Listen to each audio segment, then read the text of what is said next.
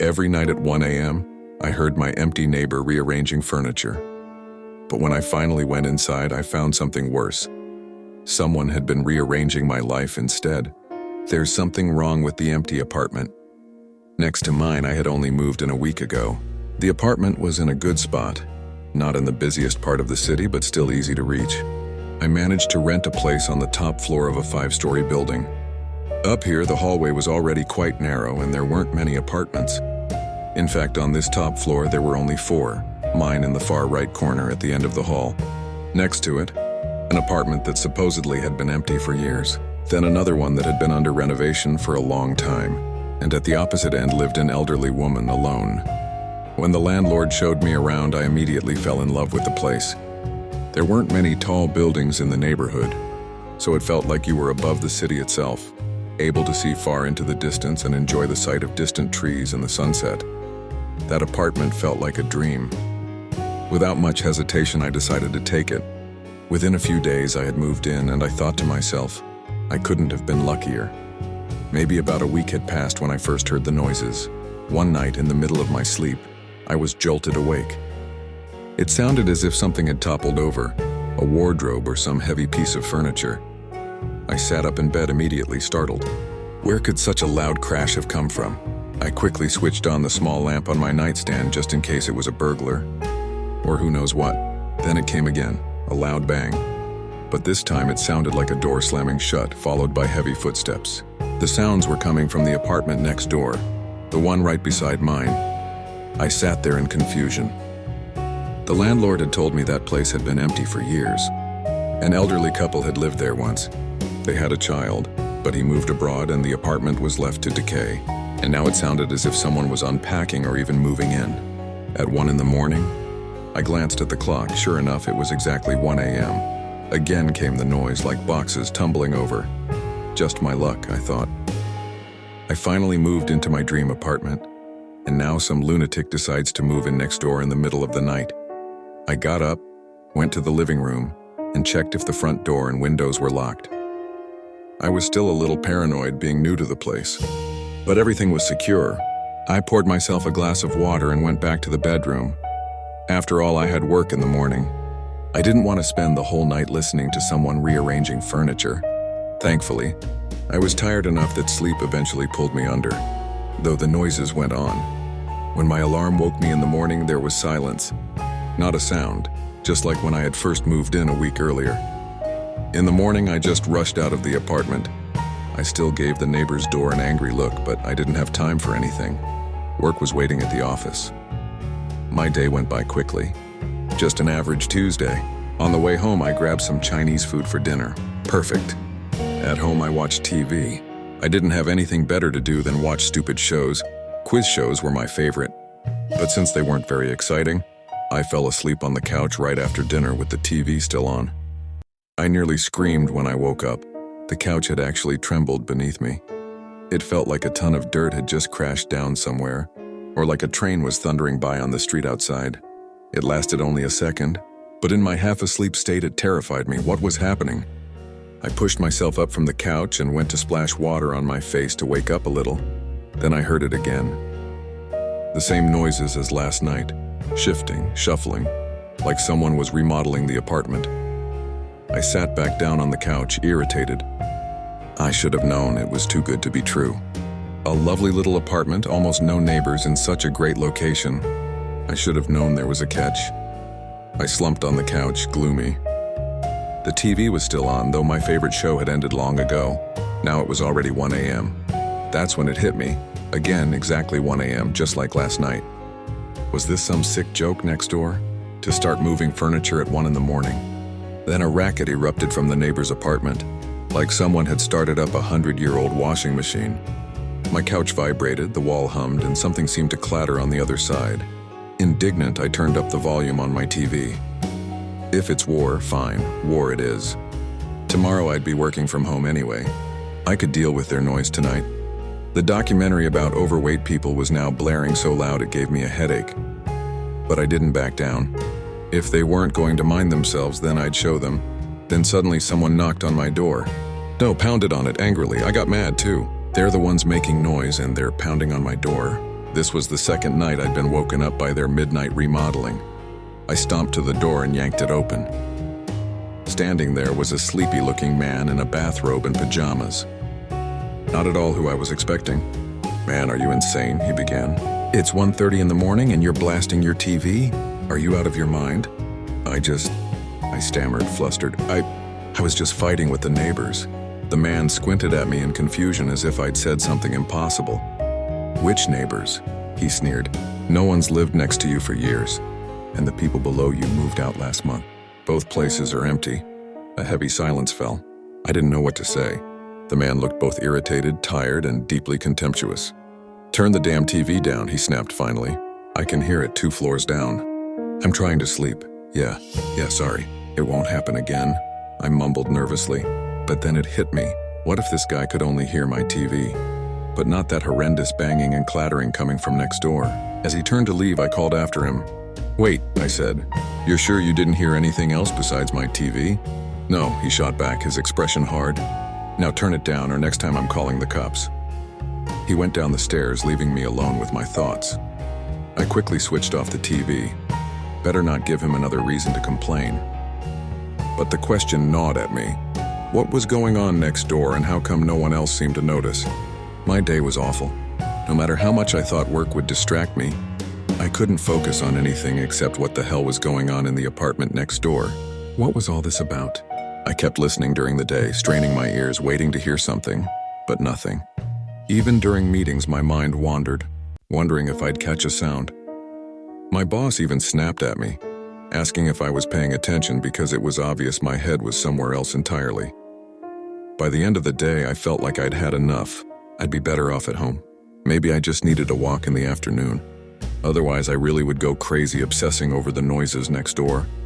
As soon as I stepped out of my apartment, I saw the one neighbor on my floor, the elderly woman reaching the top of the stairs.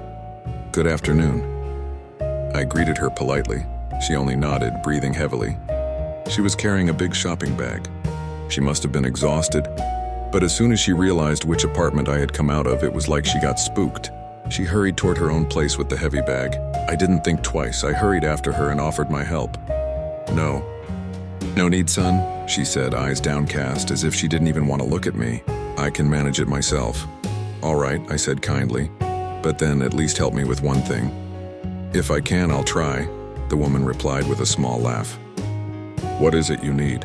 Something was strange. She never stopped walking, as if she were trying to escape me. She kept her eyes on the floor, barely sparing me a glance. "Do you happen to know?" I pressed, even as she was practically running away from me. "What's going on in the apartment next to mine?" The woman didn't want to answer, just kept heading for her door, mumbling to herself. She didn't say a word until we were right at her apartment. Up until then, she only puffed and sighed like she was searching for the right words. "So you do know what the noises are at night?" I insisted. "I most certainly do not," she snapped as she unlocked her door. Without another word, she tried to slip inside, pretending I wasn't even there. "But I can see you know something," I said, anger creeping into my voice. "What's with the banging at 1 in the morning?" The old woman turned back from her doorway then. This time she looked me straight in the eye. On her face I could see it, fear. Fear of something she maybe couldn't even speak about. "Son," she said after a brief pause, "don't ask questions. Don't look into it, stay put. You'll be better off." And with that, as if closing the matter forever, she pulled her door shut right in my face. I just stood there, completely baffled. What did she mean, "Don't look into it, you'll be better off"? What was in that apartment? As I pressed my face to the wall, the murmuring voice suddenly grew clearer. I could hear the man speaking, but it didn't make any sense. He was reciting numbers, one after another. 4823, 24826, 2024-0830. After a moment of thinking, I pieced it together. These were dates. Dates for next week? What the hell did that mean? What was going to happen then? And then the banging started again. It sounded like someone had shoved a ridiculously heavy suitcase right against my wall. I jumped back in fright. Did they realize I'd been listening? But I quickly dismissed the thought because now I heard voices from outside. Talking. People were speaking in the hallway. This was my chance. No matter what anyone said, I had to find out what was going on in that apartment next door. The one that had kept me awake for 3 nights straight. I rushed to my door and flung it open without thinking. There was a figure standing at the neighbor's door. He looked like a homeless man, though I couldn't see his face. A baseball cap was pulled low over his eyes, and on top of that he had a hood drawn tight. His thick coat was soaked, and he was dressed as if it weren't the middle of August. "Hey," I called out immediately. "Mind telling me what the hell you're doing in the neighbor's place?" I barely got the words out before the figure shoved an envelope through the neighbor's mail slot and bolted down the stairs. That was it. My blood boiled. This bastard had probably broken into the empty apartment, pretending no one lived there, and now he was the one keeping me up at night. I wasn't about to let it slide. Still barefoot in just a tank top and underwear, I tore after him. The man, realizing I was chasing him, started running faster, practically leaping down the steps. "Stop, you bastard," I shouted after him. "What the hell are you doing in there?" But the figure didn't answer. He only ran harder. "Stop, damn it!" I screamed, furious, but barefoot and rushing, I missed a step. I hissed in pain as I crashed down on my knee. The man didn't even glance back. He vanished around the last bend of the stairwell. He was probably out on the street already. I was never going to find out who he was. Cursing under my breath, I sat on the edge of the stairs, rubbing my throbbing ankle. I'd wrenched it badly in my stupid rush. Just then, a young woman appeared coming up the stairs. She froze when she saw me sitting there. She said nervously. "Good evening." It clicked right away. She lived on the second floor, if I remembered correctly, and she must have been coming home from a party. She looked a little tipsy. "Hey," I muttered. "Go on, don't worry. I live up on the 5th. Just had a little accident, that's all." The girl gave me a strange smile, clearly unsure what to make of finding me sitting there in the middle of the night. Then she slipped past without another word, hurrying upstairs. "Wait a sec," I called after her. "You didn't happen to see anyone leave through the front door, did you?" She turned back, hesitating, thinking. "No, I don't think so," she said finally. "I was sitting in my boyfriend's car out front for at least 20 minutes, and no one came out in that time. Sorry." Then she turned and kept going up the stairs. I stayed where I was, rubbing my aching ankle, and only one thought burned in my mind. That damn apartment next door. That night I figured it was best not to mess around with the neighbor again. I was tired and I had work the next day, but when I woke up in the morning I decided I wasn't going to work after all. My ankle had swollen up badly, and it was hard to even stand on it, so I had an awkward call with my boss telling him I'd be working from home for a while. The day dragged on. I wrapped up my foot, took some meds, hoping it would help. By the time the day finally crawled by, I was exhausted. I ordered some takeout and decided I'd just ignore the neighbor's place for now. If I kept obsessing, I was going to lose my mind. But after 3 nights of being jolted awake at 1 a.m., I passed out almost immediately. I woke to shouting. Someone was yelling, loud, angry. I couldn't understand the words. It wasn't even my language. But by the tone alone, it sounded like someone was having a heated argument. I went to the bathroom to pull myself together. But just moments later, I heard more shouting. This time it was different, louder, harsher. It sounded like a fight. Shouts, crashing noises, furniture clattering, heavy thuds. I couldn't take it anymore. This was ending tonight. I limped out into the hallway. The corridor was silent, as if nothing at all was happening inside the neighbor's apartment. I pounded on their door, loud enough to rattle it on its hinges. Nothing. Not a word. Not a sound. It was as if the apartment really were empty, and no one had been brawling inside just seconds earlier. I knocked again, harder this time. The door shaking under my fist. I knew someone was in there. I'd been hearing them every night for days. Still, no answer. "Could you keep it down already?" I yelled at the door, but again, silence. The entire floor was dead quiet. I licked my lips nervously, seething. Unbelievable, the kind of crap some people pull. Furious, I turned back toward my apartment, glaring daggers at the neighbor's door. But just as I reached my own, I heard it. A click. The neighbor's door had unlocked. I froze. My eyes locked on the entrance across from me, waiting to see who or what would come out, but no one stepped through. The door swung open wide, and yet not a single sound came from inside. I stood there, rooted in place, staring at the dark opening. Who had opened that door? If no one was in there. "Hello? Is anyone here?" I called into the open doorway, my voice a little shaky. As angry as I'd been just moments ago, the door swinging open on its own had rattled me. But curiosity was stronger. What were my neighbors doing here? Neighbors who supposedly didn't even live in this place. I'm coming in. I ventured further inside. I just want to talk to you about keeping it down at night. I crept slowly into the apartment. The entryway was completely empty, looking as though no one had lived there for years. The few pieces of furniture were draped in plastic, though really there wasn't much furniture at all. But I quickly saw where the noise must have been coming from. One of the interior doors was ajar, a red glow spilling out from within, and I thought I saw movement. Sorry, hello? Is anyone here? I called again, hoping someone would step out. No one came. Not a word. Not a sound. Not even a stir. I hesitated. What the hell was I doing in someone else's apartment? If they found me here, they'd think I was a burglar and bash my head in. But something still pulled me forward. I pushed the door open wider, and what I saw inside froze me in place. It was a room set up for developing photographs.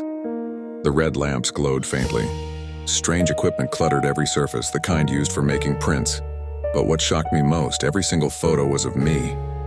Taken as if someone had been inside my apartment, constantly photographing me, eating breakfast, sleeping, even showering, or pounding on the wall in frustration, yelling at the noisy neighbors. What the hell was this? How had someone gotten into my apartment to take these pictures? Was it under surveillance? But these weren't security cam shots. They looked like someone had been standing right next to me, snapping pictures. But there's no one else in my apartment, just me. I stepped closer, inspecting the photos. All of them were me, sometimes scruffier, sometimes with different hair, but unmistakably me. Then I turned them over and saw the backs. Dates. The dates made it even creepier. Some showed times that hadn't even happened yet. Others were from when I hadn't even moved in. Different furniture, different clothes. Yet some were exactly the same, like Tuesday night eating Chinese takeout, zoning out in front of my favorite show. What the hell is going on? Someone is spying on me? Then came the real shock. One photo slipped in among the others. The date on it was exactly 2 weeks from now. And there I was again.